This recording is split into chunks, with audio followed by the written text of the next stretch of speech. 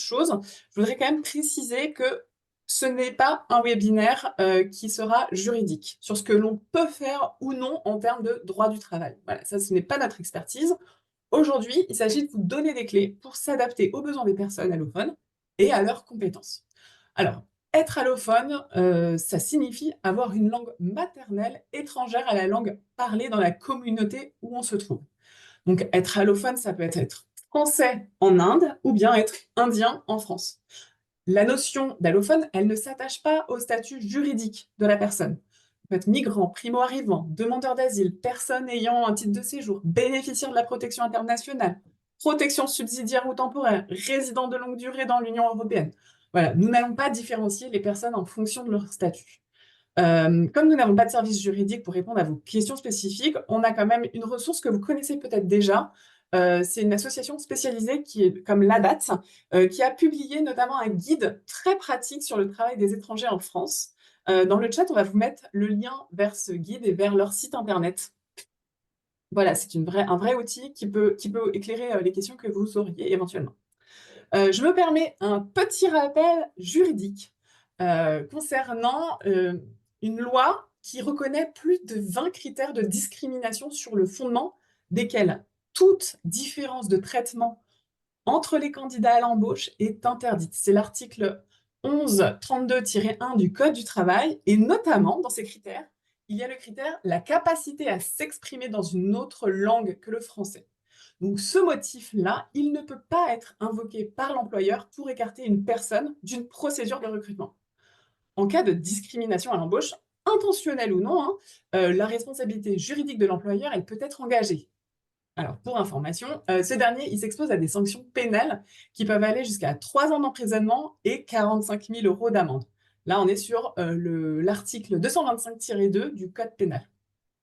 Alors, on a aussi pour vous des ressources, pour vous et pour les employeurs, hein, des repères juridiques sur les offres d'emploi de la part de France Travail, et aussi un guide de la part du défenseur des droits sur la rédaction des offres d'emploi, comment diversifier ses recrutements sans discriminer. Voilà, donc ces ressources-là, on vous les met dans le chat.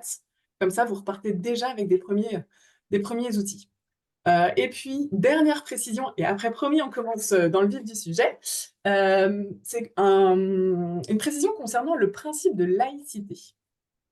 En fait, aujourd'hui, sachez que la laïcité, elle repose sur deux piliers. Le premier pilier, c'est la neutralité religieuse de l'État.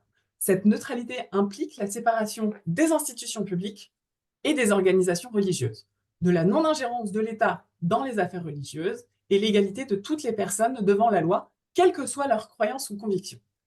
Le deuxième pilier, c'est la liberté de conscience, le libre exercice des cultes dans les limites du respect de l'ordre public et la liberté de manifester ses convictions religieuses dans les mêmes limites. Ainsi, l'État laïque est neutre afin que la liberté de religion de tous et toutes soit respectée. Alors, petite précision, à qui s'impose ce devoir de neutralité? Il s'agit principalement des fonctionnaires, des agents publics contractuels ou des vacataires, mais aussi de toute personne chargée de l'exécution d'une mission de service public, y compris des salariés employés par un organisme privé. Alors, ce devoir de neutralité religieuse ne concerne pas les personnes qui travaillent pour le secteur privé, dans le sens où elles ne sont pas chargées de l'exécution d'une mission de service public. Voilà, la laïcité, son principe, c'est de garantir la liberté de manifester ses convictions religieuses.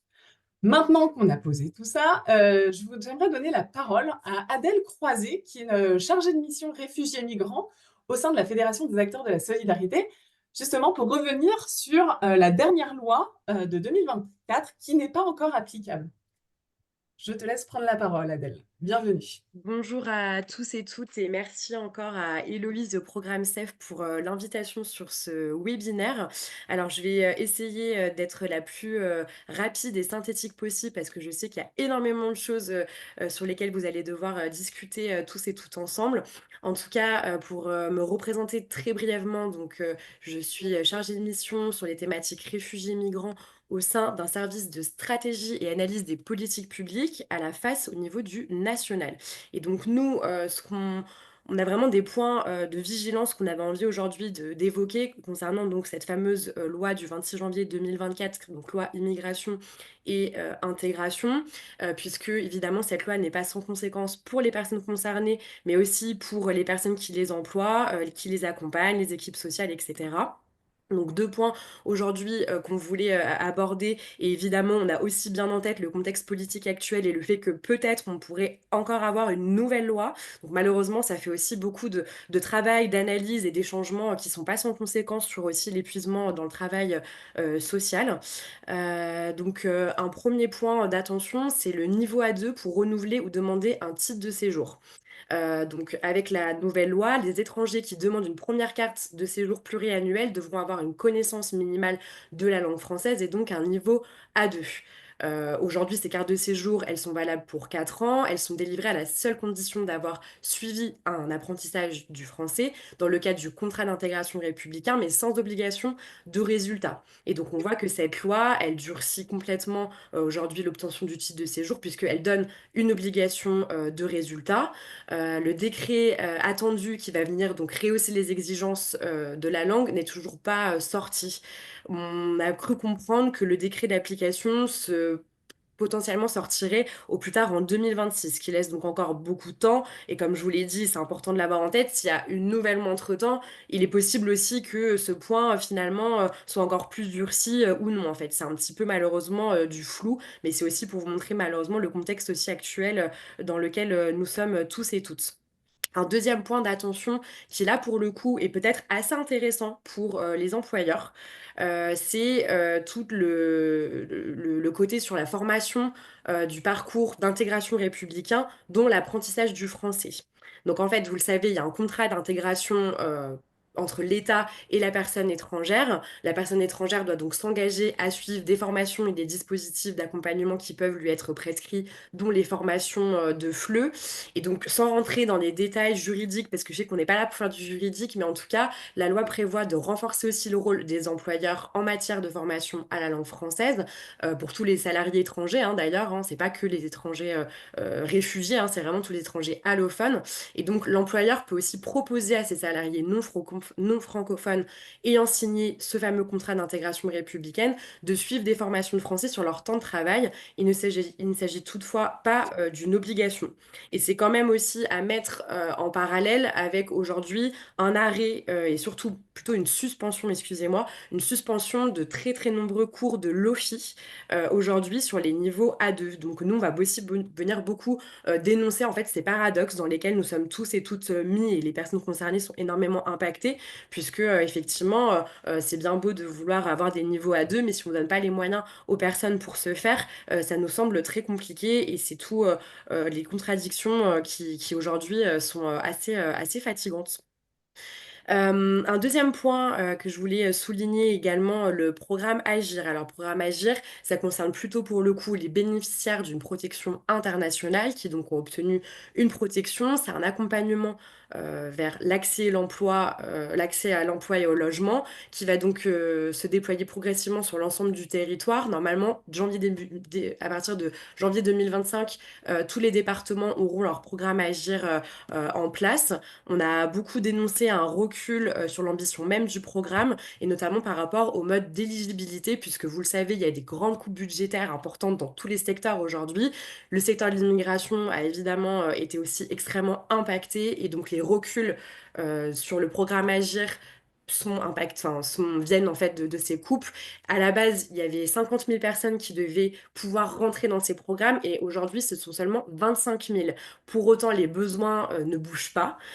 Preuve en est, par exemple, et je trouve que c'est important de le souligner, c'est un salon pour l'emploi des personnes réfugiées qui a été organisé par TENT et par le HCR il y a 15 jours de ça. Il y avait 1500 inscrits, donc des personnes bénéficiaires d'une protection internationale, et bien il y avait 1500 personnes dans le Stade de France, et donc ça c'est très révélateur, je trouve, encore une fois, voilà, de la volonté des personnes de vouloir s'intégrer, de vouloir travailler face à des moyens qui sont de moins en moins importants pour ce faire. Deux derniers points et après je vous laisse.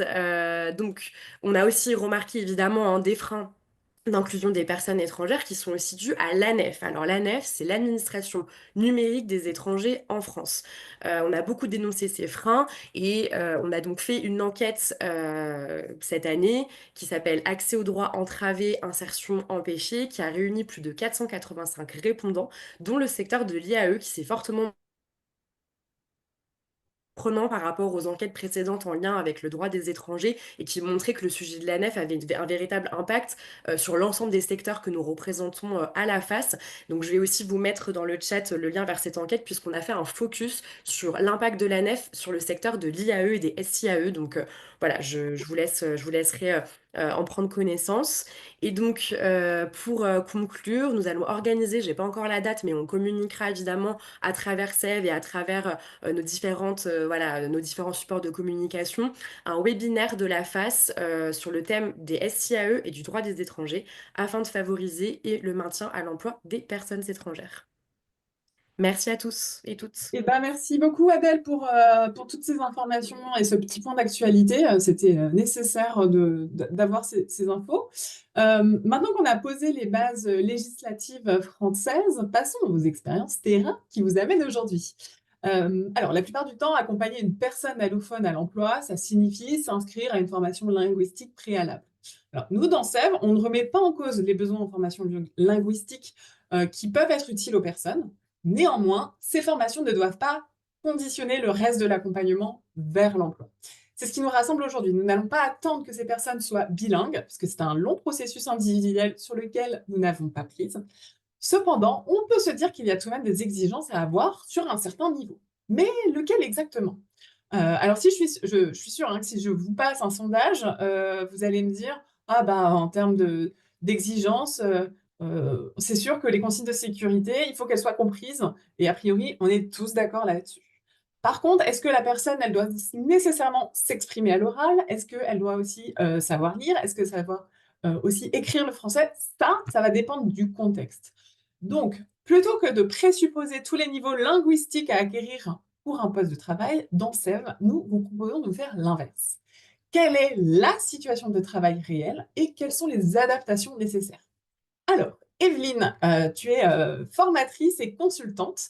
Je t'invite à nous rejoindre pour nous Bonjour. parler de ton expérience en tant que responsable du pôle formation et emploi de Vista dans les Pays de la Loire. Alors, je te laisse te présenter Merci. rapidement ton rôle et comment le recrutement public allophone est arrivé dans votre organisation. Super, merci Héloïse. Donc bonjour à toutes et à tous. Donc effectivement, je suis formatrice et consultante et en particulier formatrice sur la méthode Sève Emploi. Et j'étais jusqu'à il y a quelques semaines encore responsable du pôle formation emploi de l'association Vista que j'ai quitté il y a quelques semaines. Mais voilà, c'est encore bien frais dans ma tête, donc je suis tout à fait capable d'en témoigner.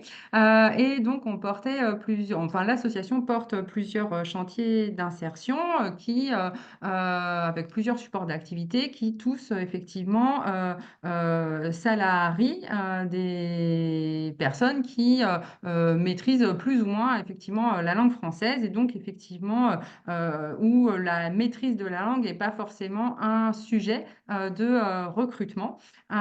Et donc cette capacité-là des chantiers d'insertion à recruter des publics allophones, elle est venue parce que bah, du coup cette association a mené de nombreux dispositifs en faveur de l'intégration professionnelle des réfugiés. Ça a permis effectivement une acculturation des professionnels à ce sujet-là et de partir du constat qu'en fait, bah, il y avait plein de personnes qui souhaitaient travailler et on s'est appuyé sur cette envie de travailler avant tout pour effectivement pouvoir proposer un emploi à ces publics. Et quand tu as amorcé ce travail-là dans ta structure, est-ce qu'il y a eu un peu de réticence de la part des permanents à recruter des personnes allophones? Alors, de la réticence, on va dire, des chargés de mission emploi, pas spécifiquement, parce que finalement, on les a recrutés spécifiquement avec cette compétence-là, effectivement intégrée dans une culture associative qui permet ça. De la part des encadrants techniques, bah, du coup, des questionnements, effectivement, à se dire, mais comment je vais faire pour passer des consignes? Est-ce que les gens vont être en capacité de comprendre ce qu'il faut faire? Comment on va faire pour parler ensemble? Et donc, il s'est agi de travailler avec eux bah, bah, du coup, moi, les encadrants participaient aux entretiens de recrutement aussi et de voir que bah, du coup, les gens, ils ont envie de travailler. Donc, en fait, voilà, déjà s'appuyer vraiment sur cette motivation, cette envie, et puis de trouver tout un tas de petites techniques qui permettent de passer des consignes, d'échanger avec les salariés de manière simple, avec un vocabulaire simple, avec des gestes, avec des photos, avec voilà, tout ce qui va, tout un tas d'outils qui vont permettre de faciliter la communication et de permettre aussi à la personne de progresser en français. Mmh. Alors, pour revenir déjà un peu sur le recrutement, tu as dit que Ouais. tu associais les encadrants techniques. Mais comment votre organisation, elle s'est adaptée au recrutement? Comment ça se Alors, traduit recruter des personnes allophones? Qu'est-ce que vous avez mis en place pour que, ben, ça fonctionne?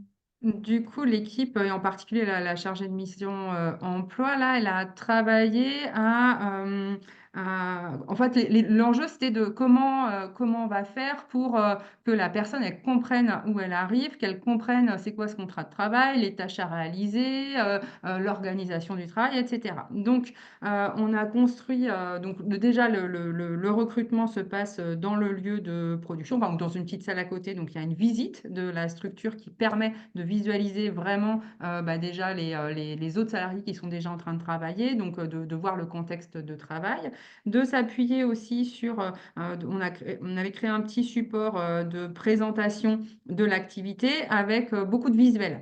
Du coup, une frise pour repérer bah, la durée de 4 mois, des mots-clés, des photos aussi sur les tâches qu'il y a à réaliser. Et en fait, ce petit support, et c'est un support pendant l'entretien de recrutement. Et c'est aussi un support que les gens peuvent ramener chez eux aussi derrière pour bah, aller creuser un petit peu les différents éléments. Donc c'est très visuel et très factuel.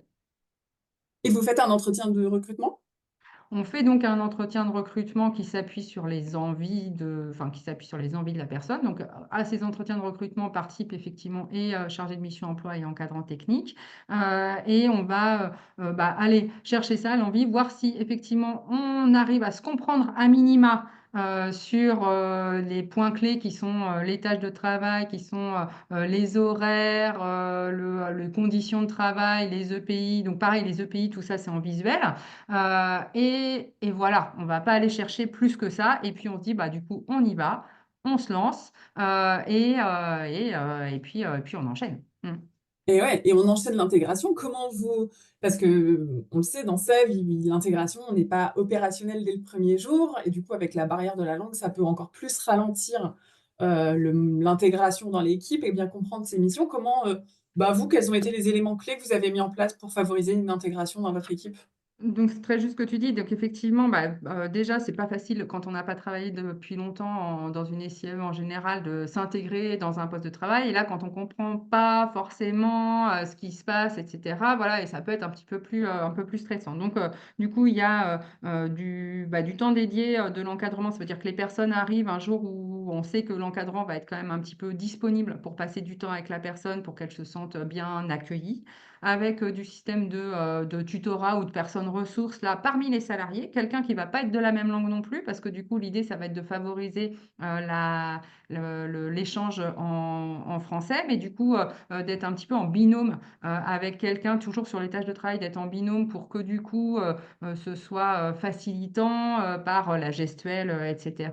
Et d'avoir des points réguliers comme ça et de s'assurer d'être vraiment à l'écoute, mais aussi à l'écoute alors, de ce qu'il va pouvoir être dit, mais aussi de tout ce qui est non-verbal, en fait. Et à travers le non-verbal, on perçoit aussi beaucoup de choses.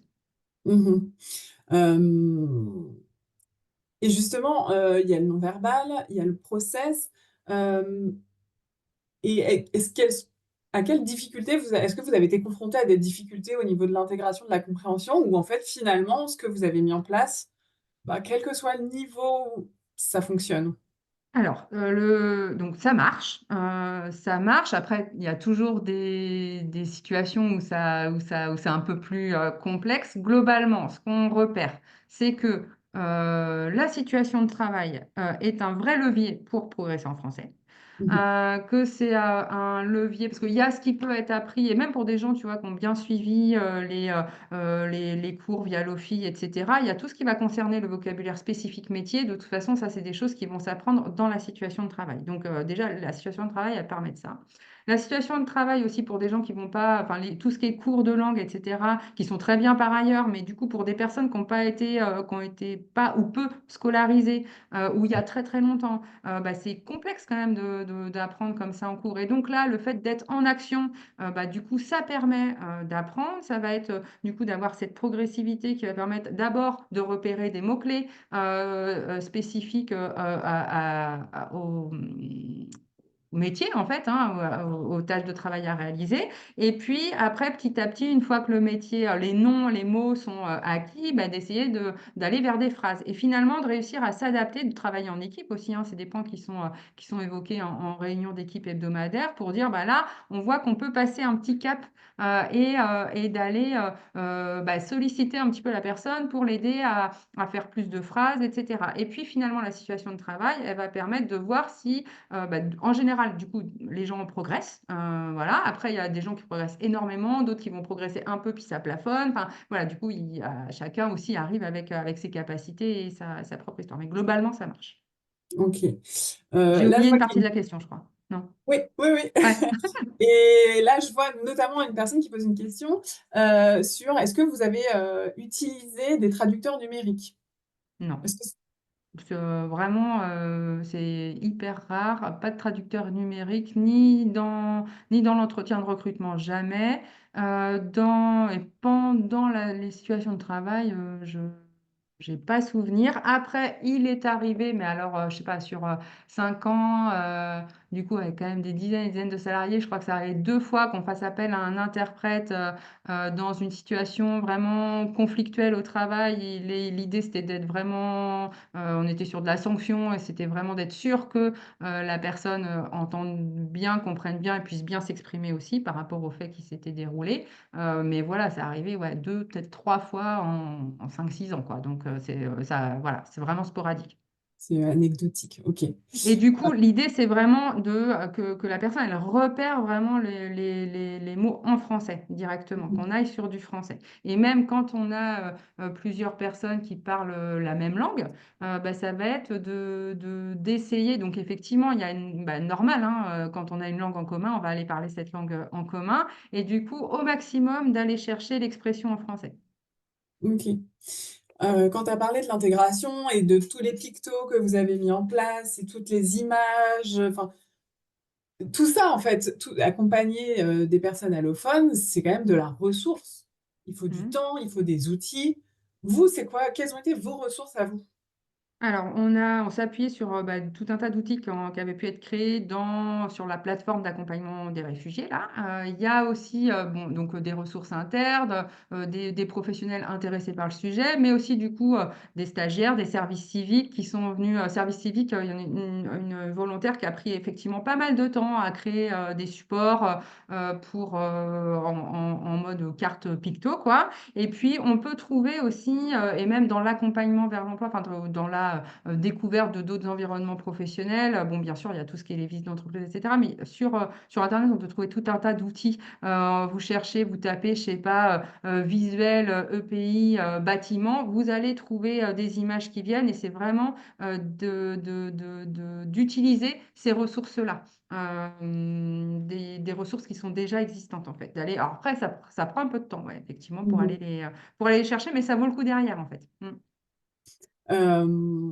Et puis tu me parlais aussi de la place que jouent les salariés en transition qui sont déjà présents, qui est en Oui. fait une ressource sur laquelle vous vous appuyez aussi. Ouais, en fait, il y a effectivement les autres salariés qui vont accueillir. Donc, il y en a un qui va avoir un rôle de tutorat. Bon, ça tourne effectivement. Et puis, on va pouvoir effectivement, quand on est dans une phase aussi d'acquisition, là, de découverte, d'acquisition du vocabulaire, des phrases, etc., on peut s'appuyer effectivement sur la dynamique collective, parce qu'on sait que le collectif, ça sert, et d'inciter finalement les autres salariés à faire parler les autres salariés enfin, de s'entraîner entre eux à parler avec des phrases. Voilà, je sais pas, je mets cet aliment dans la barquette. Je mets le melon dans la barquette. C'est pas melon barquette, c'est je mets le melon dans la barquette. Voilà, des choses. Mmh. Et de s'entraîner entre eux et de vraiment faire un travail collectif. Et ça entraîne en fait, hein, ça met une dynamique.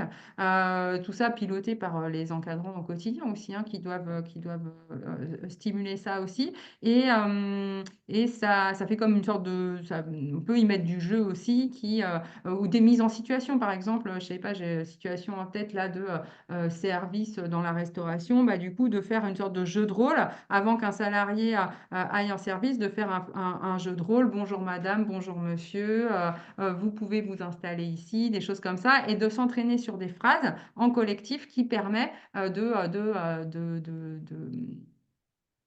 s'améliorer et puis de se sentir plus fluide, en fait, Mmh. plus rassuré. OK.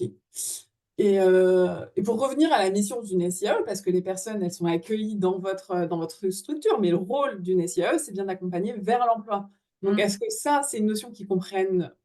Est-ce qu'ils comprennent comment vous l'amenez? Le fait de dire: «En fait, vous allez pas vous installer» et puis du coup, quelles sont les actions que vous leur proposez? Quelles adaptations Euh, vous faites? Alors, donc, dès le démarrage, effectivement, on présente que c'est un emploi de transition. Donc, on va être, bah, du coup, tu vois, avec cette espèce de frise là qui permet de dire, bah, là, aujourd'hui, on est là, il y a le contrat ici, puis après, dans une entreprise, enfin, voilà, de vraiment avoir ça en tête. Je suis pas sûre que les gens comprennent tout à fait tout dès le démarrage. Bon, ça dépend. Et puis, en tout cas, l'enjeu, c'est de proposer dès le début, dès le premier contrat, et d'inclure ces salariés qui vont moins maîtriser la langue française dans toutes les actions qui vont pouvoir être proposées. C'est-à-dire, il y a une visite d'entreprise, et ben, on les embarque. Il y a un forum, on les embarque. Enfin, ils sont invités à participer, etc. Il y a du coup pas on va pas s'arrêter à la question de la langue avant de proposer, parce que comme tu as dit, d'être bilingue en français, ça arrivera peut-être dans 10 ans ou peut-être jamais, ça se trouve. Et c'est pas grave, du coup, en fait, on peut tout à fait s'intégrer dans une entreprise sans maîtriser la totalité de la langue française. Donc, c'est vraiment d'amener les gens à participer à toutes les actions de mise en relation et de mise en situation dès le début, comme les autres salariés. Et puis de pouvoir proposer des mises en relation s'ils ont une idée particulière, une envie particulière, d'aller proposer des mises en relation, des mises en situation qui sont un peu plus spécifiques en fonction du métier ou du champ d'intervention qu'ils auraient sollicité. Et puis après, c'est avec l'entreprise sur une mise en situation particulière où du coup on va pouvoir travailler avec l'entreprise aussi sur le fait que la personne ne maîtrise pas forcément bien la langue française, que c'est pas grave, que nous on voit qu'elle travaille quand même dans le chantier d'insertion et que ça se passe bien et qu'il faut juste des fois prendre un petit peu de temps pour bien expliquer la consigne, s'assurer, voilà, repérer les visuels, aider ou créer un visuel ou aider l'entreprise à en créer un ou s'appuyer sur un process de l'entreprise et puis y mettre l'adapter pour que ce soit compréhensible pour le futur salarié. Donc voilà, il y a à la fois ce qui est proposé aux salariés dès le démarrage et le travail qui est fait aussi avec l'entreprise pour faciliter l'intégration de ce salarié-là dans l'entreprise. Mmh. En préparant ce rendez-vous, on a parlé d'un de tes salariés, qui travaillait sur le support vélo. Ouais. Est-ce que tu peux nous raconter son histoire? Oui, alors toute son histoire, pas forcément, mais Oui, l'histoire dans la SIAE, ça va aller. voilà. Donc effectivement, un monsieur qui avait été mécanicien dans son pays, qui est arrivé sur un chantier de réparation cycle sans trop savoir ce qu'il voulait faire parce qu'en fait, mécanicien, il sentait bien que ça allait pas trop être possible physiquement, parce que voilà, problème de dos et cetera. Une maîtrise de la langue française qui était quand même, limitée, et puis, bah, voilà, un peu perdu, mais bon, envie de travailler, quoi. Parce que de toute façon, voilà, besoin, enfin, vraiment envie de travailler. Donc on l'a recruté, sur le chantier, recycle. Et bah, du coup, finalement, bah, ses compétences mécaniques voitures se sont révélées très transférables dans le domaine du cycle. Et voilà, ça lui a plu. Il y a eu tout un travail effectivement sur le vocabulaire cycle, sur l'apprentissage, l'entraînement à parler en français, etc. Et avec les encadrants et avec les autres salariés. Et intéressé par le domaine du cycle, donc il y avait eu des visites d'entreprises là, sur différentes entreprises qui font du cycle, soit en usine, soit en magasin, etc. Et puis, il y a une ou deux, je ne sais plus, PMSMP qu'il a pu effectuer dans une entreprise. À la suite de cette PMSMP, l'entreprise a dit euh, oui, il y a deux choses.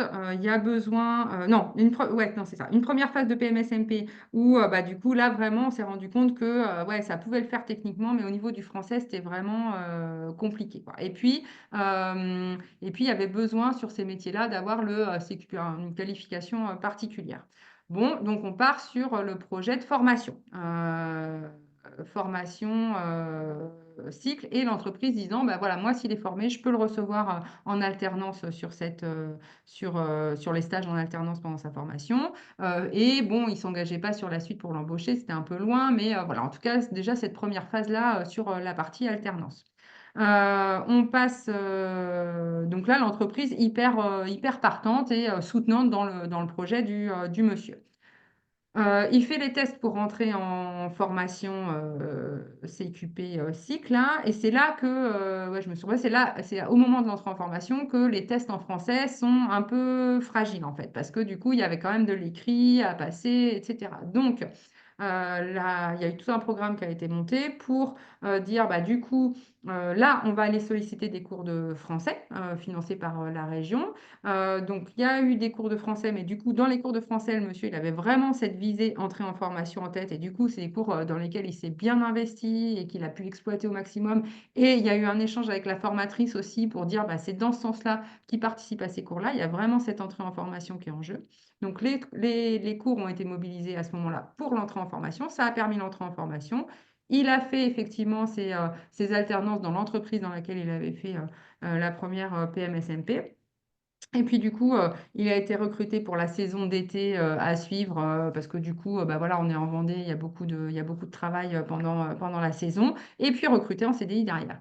Voilà, donc c'est effectivement une belle histoire. Et si on s'était arrêté à dire, oui, ben, il ne parle pas suffisamment français, il faut qu'il aille faire des cours, il faut qu'il aille faire des cours, il faut qu'il aille faire des cours, hein, vraiment, on n'y serait jamais arrivé ou on en serait encore à cette phase-là. Tandis que là, le fait d'aller directement sur l'emploi, parce qu'il a fait PMSMP d'abord dans l'automobile et après PMSMP dans le vélo, bah, ça a permis de valider effectivement le fait qu'il avait envie de travailler là-dedans. Et du coup, le programme, il s'est construit en fonction de ça. Super, merci. Merci beaucoup, Evelyne, pour ce retour d'expérience. Et ce qui est intéressant de voir à travers bah, ton témoignage, c'est de voir que bah, faciliter le retour à l'emploi, c'est clairement pas envoyer des CV, des lettres de motivation et passer des entretiens. Et c'est ça aussi qui nous attache, nous aussi, dans Mm, SEB, c'est que, bah, mm, on le voit, hein, je rappelle, hein, 10% des personnes qui sont en 10%. emploi le sont car elles ont répondu à une offre Mm, d'emploi. mm. Et donc, pour les personnes qui sont en parcours IAE, c'est un processus qui n'est pas du Non. tout Puis efficace. là, parcours IAE plus allophone, effectivement, c'est voué à l'échec direct, tandis qu'en s'appuyant sur la capacité des personnes, enfin, ce qu'on repère chez les gens dans la situation de travail au quotidien, enfin, c'est ça qui parle aux entreprises, en fait. Et c'est ça qu'elles recherchent. Et après, bah, elles sont prêtes à jouer le jeu, la plupart. Enfin, voilà, il y a un petit peu de travail d'accompagnement effectivement après, mais ça, je pense que je ne vais pas spoiler ce que va dire Agnès. Exactement, ça m'a fait hyper transition. Mais du coup, voilà, vraiment déjà, et à l'intérieur de la SIAE et dans la mise en relation, enfin, on peut proposer, on peut emmener des gens qui ne parlent pas bien français dans des visites d'entreprise, on peut organiser une PMSMP, ça se fait quoi. Ouais, Il et faut voilà, oser. Ouais. il faut oser et adapter son accompagnement Mm. vers et dans l'emploi. C'est ça aussi C'est qui est ça. important pour lutter contre les discriminations que peuvent vivre ces personnes allophones. Du coup, je donne la parole à Agnès, qui est notre deuxième experte de cette rencontre. Tu es chargée de mission intégration des réfugiés de la Maison de l'Emploi de Nancy et tu as la chance de travailler avec Nicolas Cadier, qui est celui qui a pensé la médiation active dans SEV. Lors de notre préparation, si j'ai bien compris, toi, tes bureaux, ils sont au sein de la préfecture. Et c'est ainsi que le public, il t'est adressé pour leur trouver un emploi. C'est ça? Tout à fait. Donc, le service de mise en relation directe des personnes bénéficiaires de la protection internationale nous sont adressés, bonjour à tous d'abord, hein, nous sont adressés directement à la préfecture lorsque les personnes reviennent rechercher leur titre.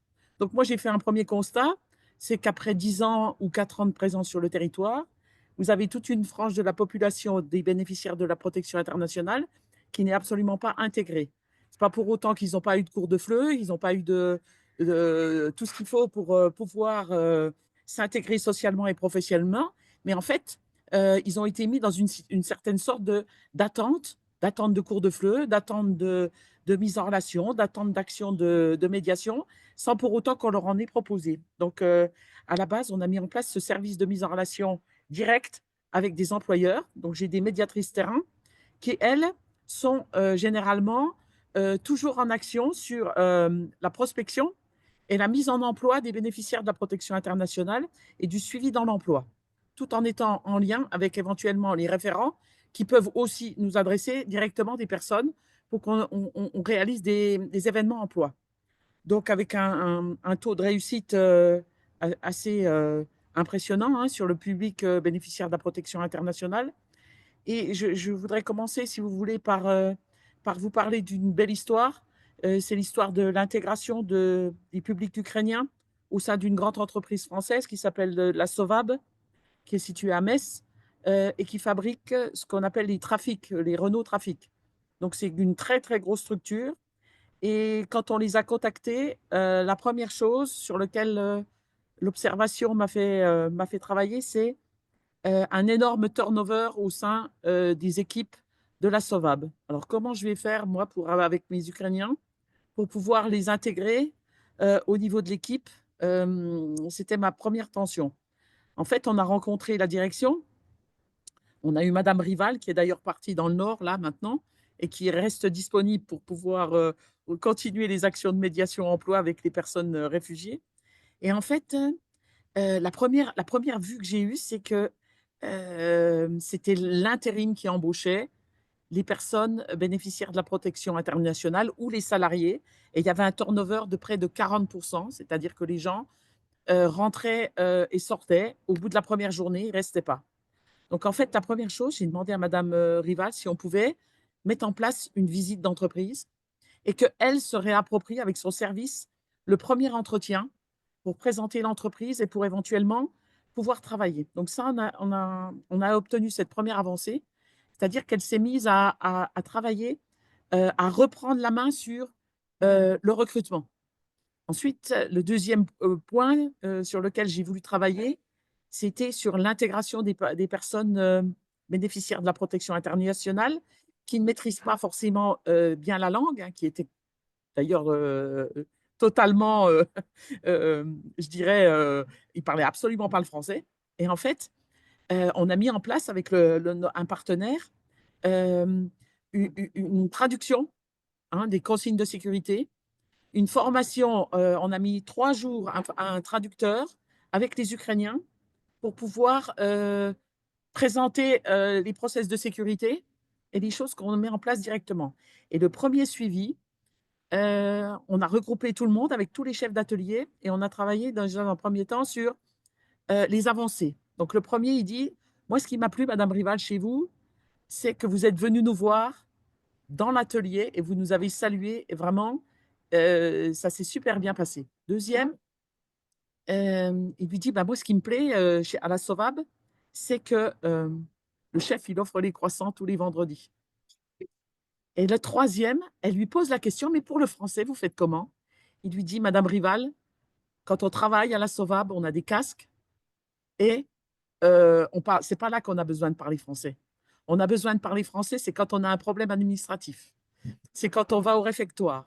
C'est quand on a une question diverse à laquelle sur notre équilibre va être interrompu parce que on ne s'exprime pas finalement suffisamment bien en français pour être autonome. Et en fait, ça m'a fait penser à une chose aujourd'hui sur les process que je vais essayer de mettre en place, c'est de développer avec l'ensemble des salariés, une réunion préalable à l'intégration des bénéficiaires de la protection internationale, sur lequel, sur la modalité de la coopération, on va essayer de trouver ensemble, avec l'ensemble des salariés, les modalités pour accueillir une personne qui ne parle pas forcément bien la langue, qui a peut-être des problèmes de mobilité, qui a une tension au niveau, vous voyez, pour aller plus loin avec l'entreprise, puisque moi, je suis fondamentalement partante sur un travail que sur l'extérieur, hein, sur l'environnement, pour que les bénéficiaires de la protection internationale, aujourd'hui, puissent euh, s'intégrer durablement. Et c'est à nous, territoire, c'est à nous, tout l'environnement, de mettre en place les conditions pour que les bénéficiaires de la protection internationale trouvent un emploi malgré les problématiques. Parce qu'aujourd'hui, les politiques publiques, il n'y a plus beaucoup de budget, les budgets sont en restriction. Donc, comment on fait aujourd'hui pour intégrer dans des grandes entreprises ou des petites, si ce n'est que par la coopération d'un collectif qui va être agile et qui va trouver des solutions. Parce qu'en fait, la mise en emploi, c'est profondément déséquilibrant. Et les personnes sont donc déséquilibrées quand elles reprennent un emploi, qu'elles soient bénéficiaires des minima sociaux ou autres, hein. C'est très déséquilibrant de rentrer dans une entreprise. Et je dirais, le premier outil à développer, ce serait celui de la coopération au sein même de la structure qui va intégrer. Donc, voilà, en termes d'introduction, ce que j'avais envie de partager avec vous et sur les avancées de l'entreprise avec les marges que l'on a en entreprise qui sont énormes. Et oui, et c'est ça en fait, c'est pas simple d'arriver à te faire coopérer, à arriver à ce niveau de coopération avec les employeurs. Comment tu arrives à négocier et à dire, bah en fait, notamment tu m'as dit en préparant le rendez-vous, il faut rendre une offre acceptable. Mais comment tu fais pour y arriver? Alors, l'offre acceptable, c'est une offre dans laquelle je vais travailler déjà sur l'objectif du poste. Parce que les offres qui paraissent généralement sur les sites ou en prise d'offre, on va tout de suite aller sur les compétences professionnelles et sur une activité sur lesquelles finalement, je n'ai aucune représentation pratico-pratique de ce que je vais devoir faire. Ma mission, ça va être quoi? Et les activités qui vont en découler, ce sera quoi opérationnellement? Et finalement, si vous dites que l'objectif du poste pour travailler au supermarché Match ou au centre logistique de Match, c'est finalement, c'est de réussir à faire 200 colis au bout de la période d'essai en portant des colis de 1 à 7 kilos avec 22 kilomètres de marche. En fait, je pars toujours de l'observation. C'est pour ça que je me rends sur place et je vais observer. En fait, je ne fais pas de la RH, moi, je fais de l'observation et je fais du terrain. Le terrain qui va me donner, avant de proposer à quelqu'un qui va être mis avec un rôle avec ses intentions professionnelles, je recherche un CDI à 10 kilomètres de chez moi et avec un salaire 2 et avec des horaires 2. Je ne vais pas lui dire non, mais écoute, ça ne marche pas, tu es obligé de travailler le matin. Non, parce que en fait, s'il peut travailler l'après-midi, ben, je vais le mettre en emploi, hein, en poste l'après-midi. Ce n'est pas la peine. Et je vais essayer de négocier avec l'employeur s'il peut rejoindre l'équipe d'après-midi. Parce que si je mets trop de contraintes, je vais passer à côté de choses qui il passera pas au-delà. C'est-à-dire que vous ne pouvez pas envoyer un bénéficiaire ou même un bénéficiaire de la protection internationale s'il y a au minimum, vous n'avez pas travaillé en amont avec une entreprise qui va coopérer et qui va donner une offre acceptable et avec des process d'accueil et d'intégration sur lesquels on ne pourra pas contourner. C'est pareil pour le public, pour tout public, hein. C'est-à-dire qu'il soit allophone ou pas. Euh, Aujourd'hui, c'est vraiment de travailler sur cette offre acceptable sur laquelle la personne va pouvoir se dire, ouais, ok, je suis en phase et je suis d'accord pour y aller. En fait, c'est obtenir l'accord pour aller sur telle et telle entreprise ou tel et tel poste parce que je vais rencontrer une personne, je vais être accompagnée et on va mettre en place quelque chose qui va me permettre d'être en équilibre par rapport à tout ce que je rencontre au préalable. Parce que les problèmes, je dirais, ils ne s'envolent pas au moment où je vais reprendre une activité. C'est-à-dire que j'aurai toujours mon dossier de surendettement, j'aurai toujours mon problème de logement, j'aurai toujours mon problème de… Et en fait, on est là, nous, avec mon équipe, on est là pour régler, je dirais, ces tensions du quotidien. Donc, on continue l'accompagnement socio-pro à l'intérieur même de l'entreprise avant de le déléguer une fois que c'est réglé et une fois que ça roule, à l'entreprise qui, elle, fait monter en compétences, rend performants ses salariés. Et je pense qu'aujourd'hui, heu ça, on l'a un peu perdu. On va recruter une personne parce que elle répond point par point, elle va être opérationnelle de suite, mais je ne suis pas persuadée qu'on est tous opérationnels de suite. L'objectif, c'est que l'ensemble du collectif puisse m'amener à cette performance-là et à travailler sur ma montée en compétences. Je connais pas là, au départ, je ne connaissais pas la maison de l'emploi et finalement, ah ben, c'est bon, Agnès, elle va savoir faire ça et finalement, ben, peut-être qu'Agnès, elle ne savait peut-être pas faire ça et qu'en fait, elle est allée chercher, bah, parce que j'ai 62 ans, je suis allée chercher, ailleurs, les moyens de pouvoir être intégrée et je pense que c'est là-dessus aujourd'hui qu'il faut qu'on joue. On n'est pas des spécialistes RH, hein. On a une observation, on a une expertise des personnes et bravo à toutes les SIAE là aujourd'hui pour le travail qu'elles mènent. Maintenant, on essaye d'aller plus loin avec les rôles, avec tout ce qu'on peut mettre en place sur cette coopération-là. Et je dirais, les bénéficiaires de la protection internationale ont un rôle à jouer, hein. Ils ont un rôle quand ils vous donnent leurs intentions. Je veux un CDI parce que je ne veux pas retourner chez moi. Et je pense que même pour l'apprentissage du français, quand la personne décide d'apprendre à parler français, eh ben, elle se met en marche. On a 3 personnes qui ont regagné la formation TISF à l'IRTS de Lorraine. Et finalement, ces 3 personnes-là n'étaient pas du tout. Elles parlaient ukrainien. On les a aidées. On a travaillé, on a traduit. Et finalement, aujourd'hui, elles vont passer leurs examens en français, écrit et oral. Alors, on pourrait dire, ouais, mais heureusement qu'il y en a qui l'ont aidé. Mais ceux qui les ont aidés, c'est parce qu'ils étaient d'accord de les aider. Mmh. D'accord? On travaille toujours sur ces décisions-là qui sont fondamentales dans le déploiement de la coopération. Tu décides quoi et tu le fais quand?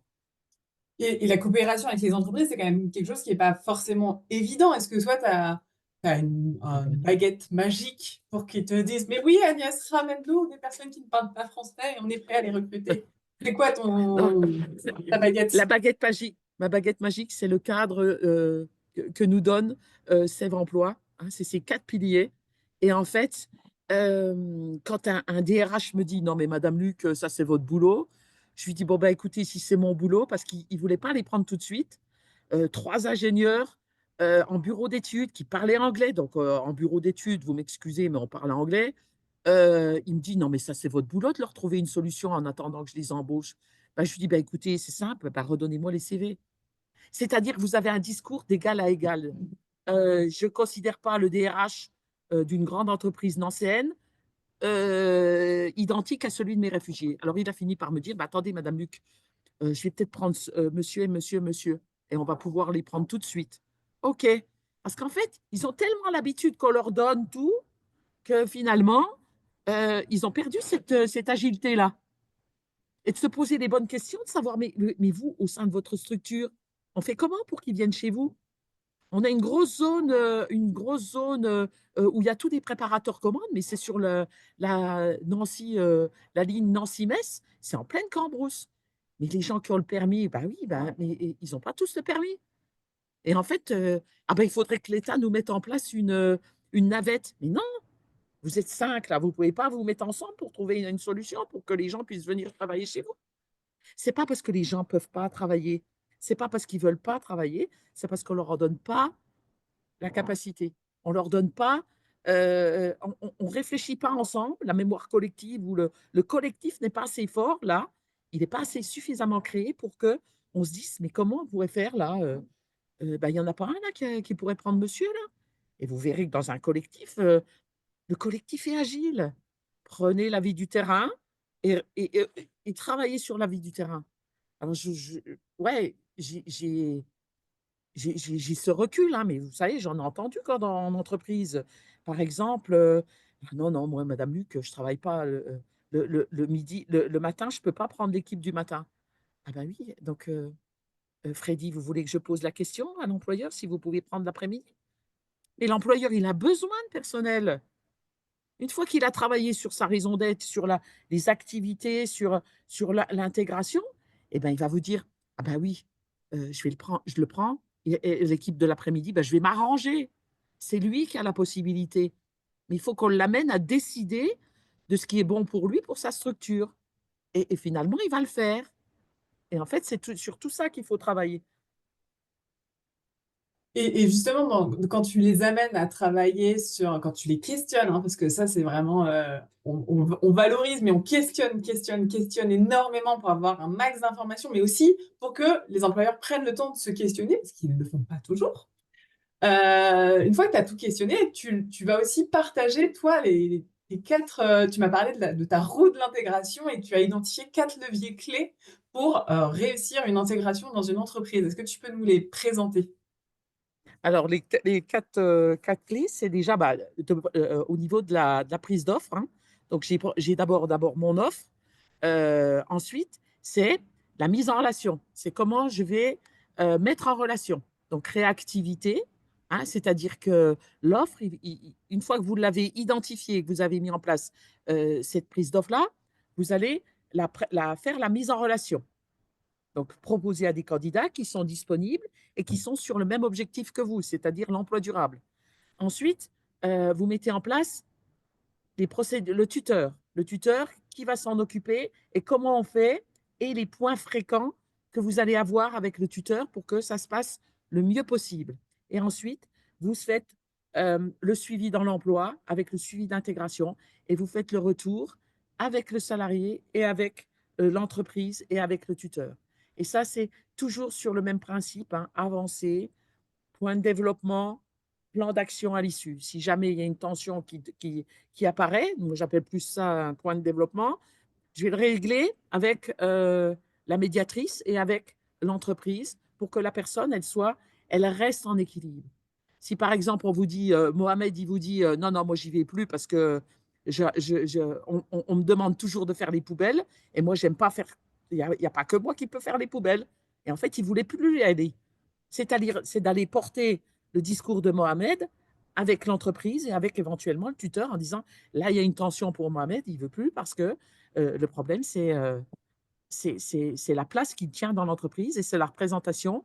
Et il veut bien venir, mais qu'est-ce qu'on peut faire? Et ce n'est pas moi qui ai la solution, c'est l'employeur qui dit, ben, écoute, Mohamed, je vais te mettre dans l'équipe avec un tel, et là, je vais retravailler avec mon autre tuteur pour que ça se passe différemment. Tout ça, c'est de l'expérience, c'est le vécu qu'il faut. euh, on ne peut pas les deviner. Et si on ne se confronte pas à l'entreprise, on ne peut pas le deviner. Euh, L'objectif, c'est d'y aller sans complexe. Il hein, n'y a pas de complexe. Et si on est sur ce rôle-là, on a des valeurs. Les bénéficiaires de la protection internationale, ce sont des talents. Et les talents, les entreprises en ont besoin. Et je ne vais parler que des talents et sur ce qu'ils peuvent amener en matière de production, en matière de réactivité, en matière de mise en valeur du travail qu'ils vont être prêts à faire. Hmm. Mais, mais les entreprises, elles t'ont jamais dit, ah, mais de toute façon, moi, j'ai pas le temps de vous rencontrer. C'est bon, la personne, elle est chez moi. C'est bon, vous passez votre chemin. On travaille ensemble. Là, j'ai vraiment pas le temps de vous voir toutes les 2 semaines. Alors, non, on n'y va quand même pas H24, hein, c'est-à-dire qu'on met en place un planning et qu'on met en place un process qui est validé en amont par l'entreprise. Hein. Et en fait, elle voit tout l'intérêt du suivi parce qu'en fait, elle n'a jamais réuni ses salariés. Et les réunir pour le suivi, faire une réunion, parce qu'une réunion, ça part à partir de 3. Hein. Si tu as le chef d'atelier, si tu as le responsable, le médiateur et le salarié, c'est déjà une réunion. On se Hmm. réunit pour mettre en place les avancées, les points de développement, le plan d'action à l'issue. Donc en fait, cette petite réunion, elle va lui permettre, à lui, d'instaurer ça dans son entreprise. Et finalement, de partir sur le terrain et tu auras beaucoup plus facile à manager si tu fais du management d'intégration. C'est le dernier process là, que je suis en train d'élaborer. C'est le management d'intégration plutôt que pour aller plus loin sur la démarche. Et en fait, c'est de développer ça dans les entreprises pour que, à partir du moment où elles ont travaillé là-dessus, elles ne fassent plus rien comme avant. C'est-à-dire que je vais aller chercher dans mes petites mains, là, mes femmes de ménage dans mon centre hospitalier ou dans mon hôtel pour aller leur dire, écoutez les filles, je suis en tension, j'ai une personne en moins, et vous me proposez quoi? Et les filles, elles vont lui dire, bah, écoute, on te propose ça. Vous voyez, la réactivité, ça va se développer comme ça. Donc, si tu n'as pas le temps maintenant, eh ben, quand tu auras le temps, tu viendras me voir. Parce que, en fait, s'il n'a pas le temps, c'est que, oui, oui, ok, j'ai pas le temps là maintenant, mais ok, est-ce qu'on pourrait prendre un petit moment? Et finalement, ils y viennent parce qu'ils y voient leur intérêt.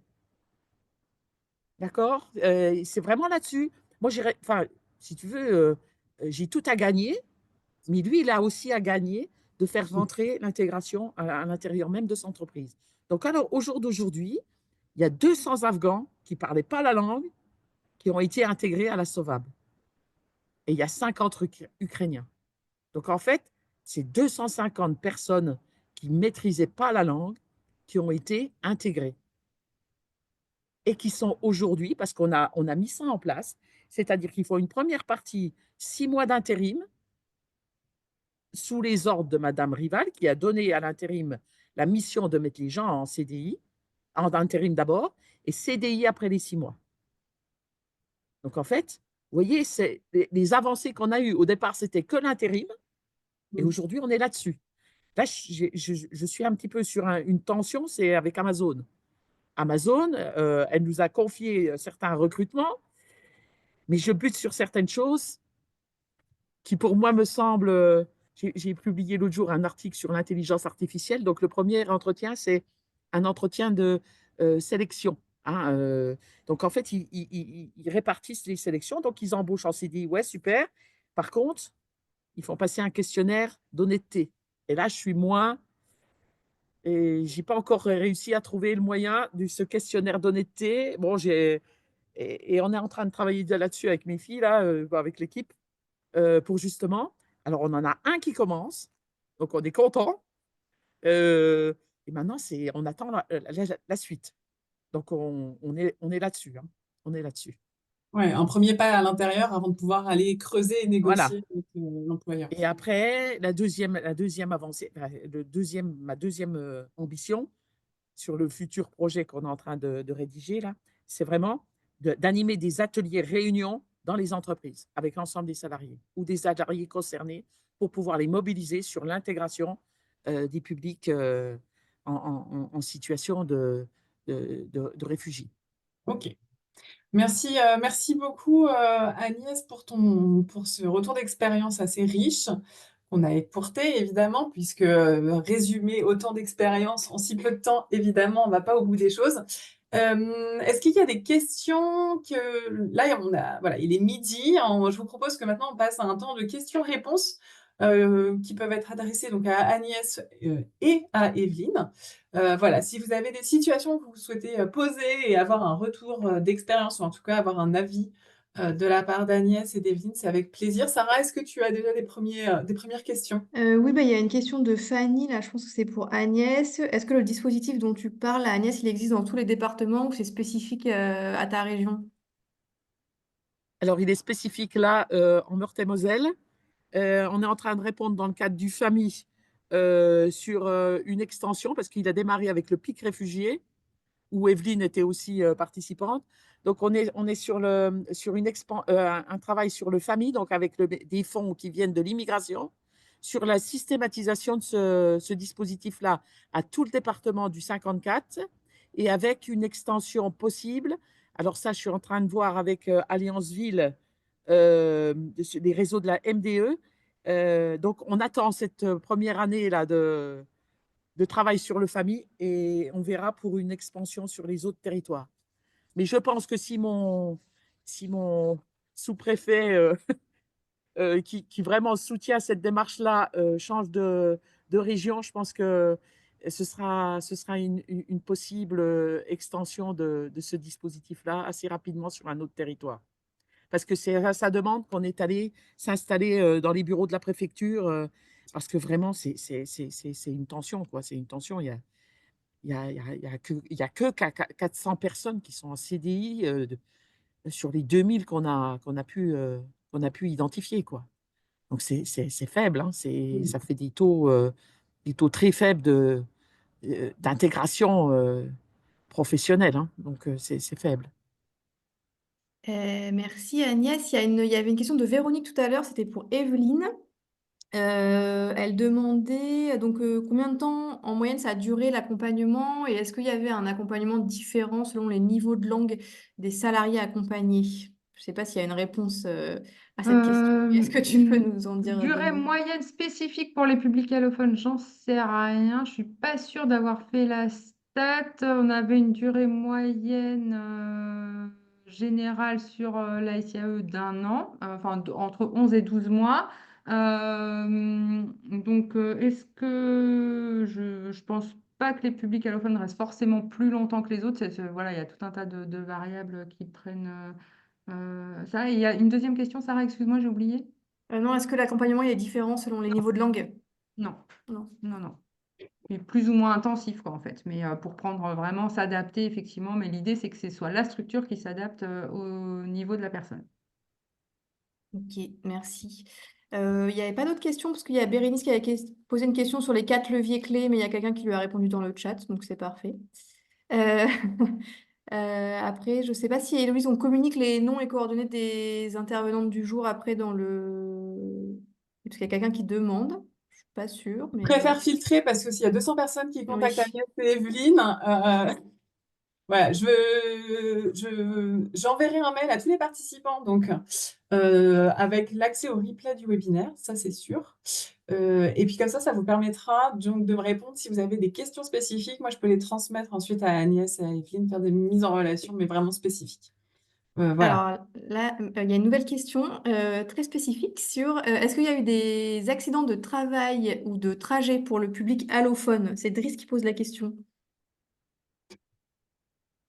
Non. Et après, même sur la question des mobilités, je rejoins Agnès là sur le travail, tout un travail avec pas mal de personnes BPI là pour accéder à des entreprises derrière, etc. Il peut y avoir un travail sur la mobilité, sur le vélo, sur le covoiturage, sur tout ça. Voilà, mais pas d'accident de trajet particulier, pas plus que pour d'autres, quoi, en fait. Merci. Est-ce qu'il y a d'autres questions? Non, j'en vois pas. Ok, C'est que vous avez été très claires, mesdames. c'était correct d'avance. Alors, si dans le web discussion, on a Bérénice qui nous demande si les salariés Ah déjà oui. présents sont-ils toujours de bonne volonté? Ouais. Alors, je ne comprends pas très bien la question. Alors, c'est quoi la bonne volonté? Oui, voilà, on ne sait pas ce que ça veut dire bonne volonté en fait. Bonne volonté à quoi? Si Bérénice peut nous clarifier pour accompagner les... Concrètement?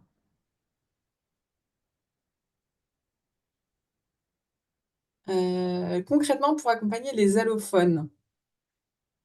Ah, donc, donc si je comprends bien, est-ce que pour Bérénice, c'est Les salariés de la SIAE, est-ce les qu'ils sont permanents? volontaires? Voilà. Sont-ils toujours de bonne volonté? Dans la SIAE, Oui. bah oui, ça fait partie de leur taf, hein. Donc, ouais, c'est pas un sujet pour moi. Mais je suis pas sûre de bien comprendre la question. Mm. Euh, je vois qu'il y a Alexandra qui pose la question. Lors des sessions de recrutement, est-ce qu'il y a seulement des allophones? Est-ce que vous recrutez que des allophones? Non, non, non, non, non, non. Pour le coup, il n'y a pas à se dire, ah oui, on recrute pas d'allophones. Après, bah, il va s'agir d'équilibrer dans l'équipe. Il y a quand même de la production, hein, à réaliser. Donc, il y a des enjeux de ce point de vue-là. Donc, ça va être une question d'équilibre. Et puis, si dans une même session de recrutement, bah, du coup, on va voir en fonction de la composition de l'équipe à l'instant T, bah, qui on va aller mettre en premier dans le recrutement. Ça va être voilà, dans l'équilibre d'équipe pour qu'il y ait suffisamment de fluidité dans la production quand même. Ben, moi, pour compléter ce que dit Evelyne, moi, je serais tentée de dire que c'est les premiers, enfin, moi, je préconise, c'est les premiers qui se présentent qui sont intégrés. C'est Donc, ça. Hmm. en fait, il y a plus. si nous-mêmes, on s'impose des barrières au recrutement, on ne peut pas aller préconiser ça en entreprise. C'est-à-dire que Non. c'est la personne qui dit oui, ouais, j'ai vraiment envie de. Et il me faut Mm. ce job-là. J'en ai besoin Mm. pour X raisons. Hein, l'objectif va dépendre. Donc, en fait, ce serait pour faciliter vraiment voilà, les premiers de la liste, ceux qui sont disponibles de suite. Et alors, si c'est un allophone, ouais, si c'est pas un allophone, et vous voyez, c'est vraiment dans cet esprit-là hein, Mm. qu'on essaye de travailler aujourd'hui. C'est-à-dire, pour moi, le recrutement, c'est plus la difficulté. C'est pas un Recruter une sujet, en personne, fait. Mm. c'est pas le sujet, c'est vraiment l'intégration qui préconise. C'est comment on va intégrer.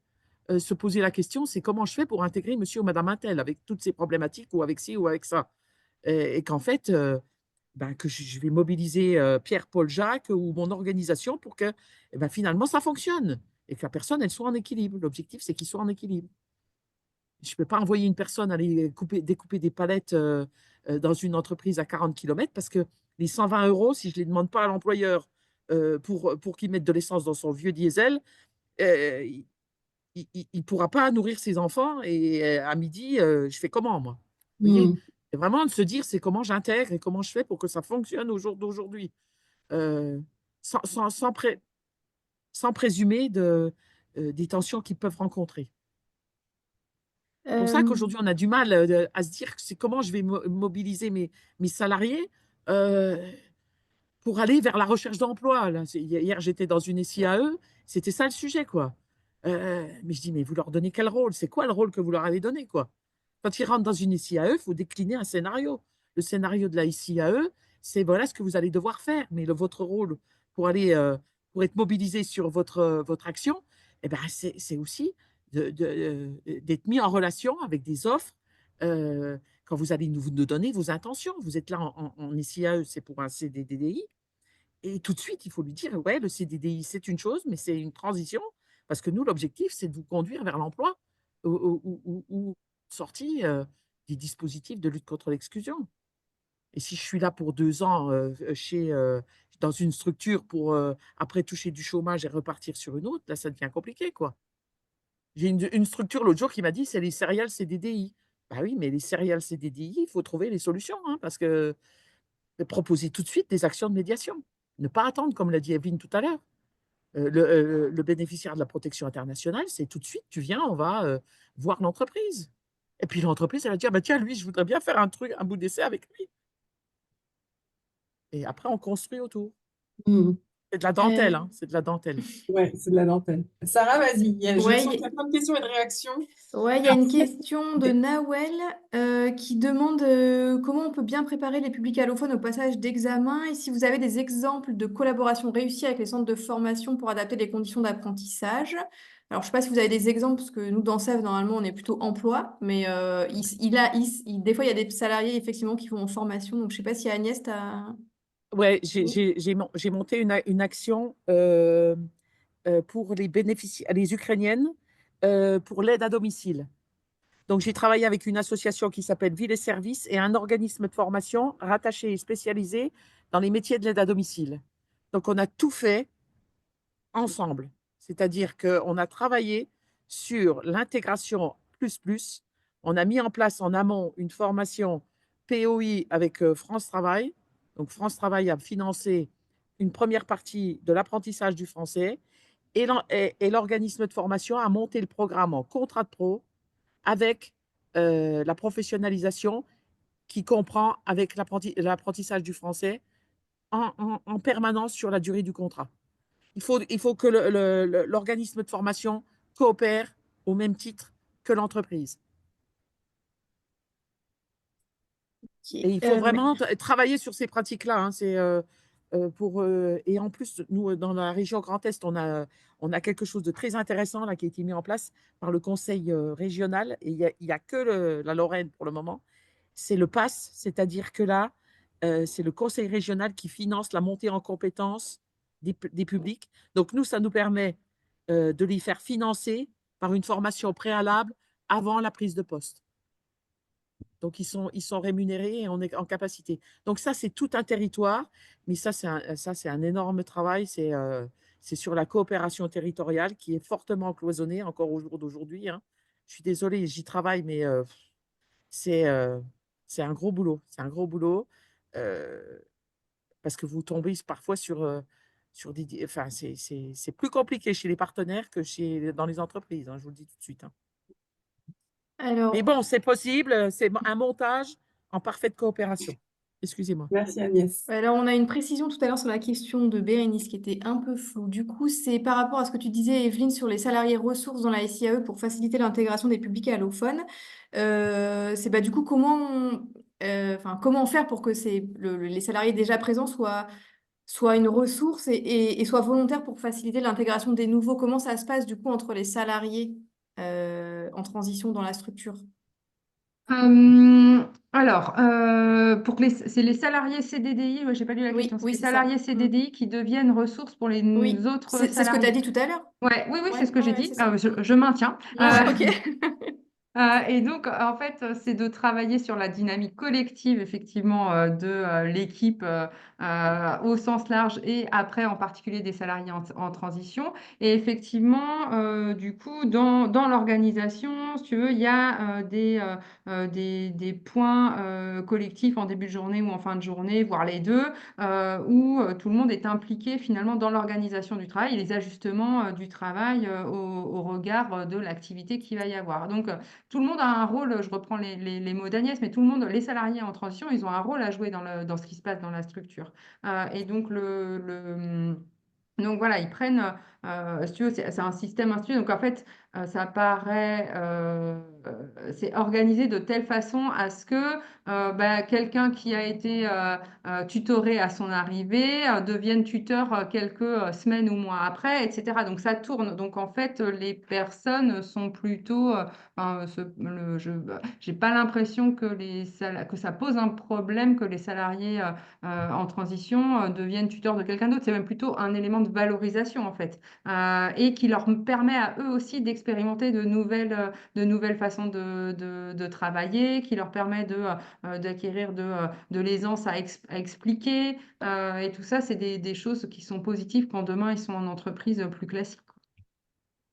Ok, Ouais, merci. puis je pourrais compléter par justement cette possibilité de coopération entre les salariés, c'est-à-dire au moment où vous distribuez, où l'encadrant technique distribue les tâches, c'est comment on fait aujourd'hui pour que le travail soit Mm, fait. Et en fait, c'est eux-mêmes qui vont prendre en charge mm, le bénéficiaire qui est un petit peu en tension de langue ou d'autres choses. Et c'est cette coopération-là qui va faire que mm. l'équipe va réussir la mission. Et en fait, qui va partager les avancées et ils seront par une petite réunion hebdomadaire, hein, que j'encourage vivement dans les SIAE, des salariés par l'encadrant technique, que l'encadrant technique valorise justement ces avancées-là, Mm. parce que le travail, malgré les tensions du quotidien, sont réglés en équipe. Et il n'y a plus de, je dirais, ces tensions-là, plus on va Ouais, un tel accorder de a la fait autrement. coopération. Mm. Mm. Et vraiment, c'est ce modèle coopératif Qui qui, fonctionne. va, Mm. qui va fonctionner. Ouais. Alors, il y a une autre question qui est que, déjà, est-ce que vous essayez, enfin, c'est la question, c'est comment faites-vous pour limiter l'utilisation de la langue maternelle entre salariés de même origine pendant le temps de travail? Est-ce que déjà vous Euh, les limitez? Du coup, pendant le temps de travail, effectivement, il y a plein de situations, effectivement, tu vois, voilà, des gens qui vont être russophones enfin, bon, quelle que soit la langue. Mais bon, c'est ça mon dernier exemple. Plusieurs dames là, russophones, qui naturellement vont avoir envie de parler dans leur langue qui est commune. Et donc, c'est toujours rappeler, enfin, que du coup, sur les temps de pause, c'est une chose, mais après, dans la situation de travail, rappeler que c'est l'utilisation du français. Et après, des fois, il va y avoir sur le démarrage, oui, un petit point de traduction là vraiment quand la personne elle n'a pas compris, je sais pas quoi. Mais du coup, d'inciter au maximum à parler en français et permettre, bah, par exemple, que les binômes de travail ils soient entre personnes qui n'ont pas forcément cette langue, cette autre langue en commun. D'inciter ça, d'inciter les coopérations, comme dit Agnès, de manière à ce que la mixité, elle se fasse et que le premier réflexe de parler dans une autre langue que le français soit moins facilité, quoi, moins facilité. Mm. Mais ça demande un effort, hein, effectivement, et pour les encadrants au quotidien, bah, toujours à rappeler ça, parce que ça peut, enfin, le naturel revient au galop toujours, hein, et ça demande un effort effectivement aussi au salarié, mais dès lors que ils comprennent, enfin, que la vision emploi, elle est partagée derrière, bah, du coup, ça facilite ça. C'est vraiment dans l'objectif de pouvoir après accéder à un emploi dans une autre entreprise. Merci. Il y a Jean-Christophe qui demande si vous avez déjà eu des cas de rupture de parcours pour des retours longs au pays ou départ long à l'étranger sans visibilité de retour. Ça vous est déjà arrivé? Oui, alors du coup, c'est arrivé alors, sur la SIAE de dire bah, à un moment donné, oui, je veux repartir 3 mois, bah, du coup, 1 mois, 2 mois, 3 mois, bah, ça va être de discuter effectivement sur la question, de trouver une solution commune en fait sur la question de la durée et des modalités de l'absence. Est-ce que c'est une fin de contrat, une suspension du contrat, des congés sans solde, etc. Et de l'intention de la personne de reprendre le travail à son retour, en fait. Voilà, donc ça va être de l'échange. Et puis après, bah, tous les cas de figure peuvent exister, en fait. Mais du coup, la décision, elle va être prise en commun. Et puis après, ça c'est dans la SIAE. Et puis après, dans l'entreprise, parce que quand on avait la plateforme d'intégration des réfugiés, bah, c'est aussi bah, pareil, de la même façon, et de travailler ça avec l'entreprise, avec le salarié et l'entreprise pour bah, trouver la meilleure solution contractuelle qui va faire que bah, la personne, elle peut continuer à vivre sa vie personnelle et sa vie professionnelle. Enfin, que voilà, on trouve un accord qui convienne à tout le monde. Ok, merci Evelyne. Et d'où l'importance du questionnement. J'étais l'autre fois sur une SIAE et en fait, la personne, elle ne voulait pas prendre le CDI. Elle ne comprenait pas pourquoi elle veut. Pourtant, c'était dans la même entreprise où il avait fait la PMSMP, il avait été super. Et en fait, c'est poser les questions, les bonnes questions. Mm. Et en fait, il voulait repartir en vacances et il était d'accord pour prendre le CDI, mais À dans son retour. 3 mois, à son Mm. retour. En fait, c'est ce questionnement-là qui est fondamental dans le Mm. déploiement de ce qu'on met en place. Et tant qu'on a une zone d'incompréhension, il faut aller questionner parce que ça ne marchera pas sinon. Ça ne marchera pas. Peut-être une dernière question. C'est Charlène qui demande, est-ce que vous avez rencontré des difficultés pour travailler avec le public diplômé dans certains secteurs d'activité, par exemple la santé? Oui. Oui, ouais, vas-y Agnès, pardon. Bah, c'est le parcours du combattant, hein, parce qu'en fait, Mm. tous les médecins étrangers ou les personnes qui arrivent de l'étranger doivent passer un diplôme. C'est un questionnaire, enfin, c'est une fois par an. Et en fait, c'est extrêmement compliqué. Donc, ils ont le droit de travailler pendant 2 ans en tant qu'interne et ils doivent obligatoirement passer ce questionnaire-là. Alors, quand vous avez des médecins, c'est un questionnaire généraliste. Quand vous avez des médecins spécialisés dans leur discipline, c'est extrêmement compliqué quoi, d'aller sur des questions de médecine générale quand vous avez été médecin oncologue dans votre pays et vous vous retrouvez sur des questions de médecine générale et généralement, ils n'y arrivent pas. Quoi. Donc, en fait, oui, ils sont médecins. On a essayé de mettre en place quelque chose, nous, avec le CHU. C'est très, très compliqué. Très compliqué. Donc, en fait, euh, soit ils me conseillent même qu'ils repassent leur 7 années de médecine. Quoi. Donc, c'est le parcours du combattant.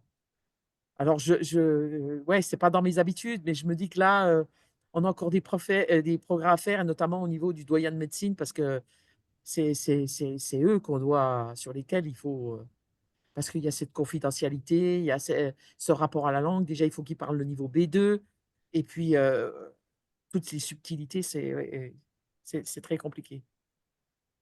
Dans la relation avec le patient, en fait. Mhm.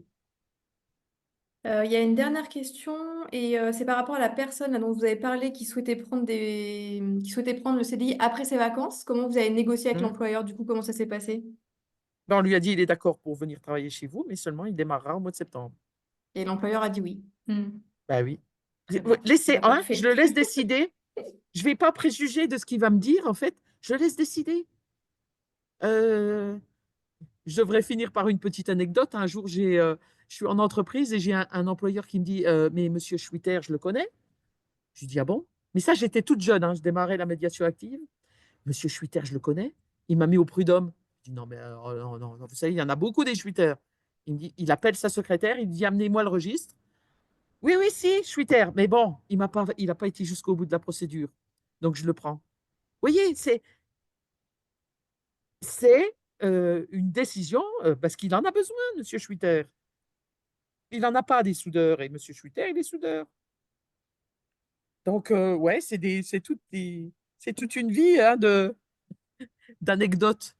Donc, c'est toujours très riche. Ouais. Bon, Et bah, moi, je vous Agnès, encourage l'année parce que c'est prochaine, passionnant. C'est voilà, l'année passionnant, prochaine, on fera un cycle l'intégration. avec toutes tes anecdotes. Je On voulais écrire pourra, on aura- je voulais faire un recueil quand j'étais plus jeune, ça s'appelait Le chômeur talentueux, mais je l'ai pas fait. Ah, la vie n'est pas finie. Non. S'il n'y a pas d'autres questions ou de réactions dans la discussion, je propose qu'on arrête là pour ce webinaire. Vraiment, merci Evelyne, merci Agnès, merci Adèle pour votre présence et puis pour toutes ces informations que vous nous avez transmises. Merci Sarah pour être notre superbe speaker des questions-réponses. Donc pour terminer, évidemment, accompagner à l'emploi des personnes qui sont allophones, c'est une mission qui est urgente et impérieuse pour permettre une intégration durable. Voilà, et pour apprendre le français, rien de mieux que la situation de travail. La formation linguistique n'est pas votre objectif et nous, on vous encourage à vous approcher des acteurs locaux qui viendront vous soutenir hein, avec leurs propres ressources. Vous n'êtes pas seul. Nous vous proposons surtout et nous vous encourageons à proposer des mises en situation entre les salariés et les employeurs parce que l'action révèle les atouts. Ça, c'est un de nos principes phares dans Sèvres. Mettez-le en application dès que vous le pouvez. Ce sera beaucoup plus pertinent et enrichissant. Et puis, en tant que professionnel, vous avez aussi la possibilité de vous former sur le droit des étrangers, l'interculturalité, former des bénévoles à l'enseignement du FLE. Enfin, voilà, sachez aussi que vous, en tant que professionnel, vous avez plusieurs possibilités. On vous renvoie par mail le lien vers le replay du webinaire et puis toutes les ressources qu'on a pu citer aujourd'hui. Je vous renvoie tout par mail. Et puis comme ça, si vous avez des questions ou des besoins d'informations complémentaires, vous pourrez me répondre. Merci à tous et à toutes et je vous souhaite une excellente journée.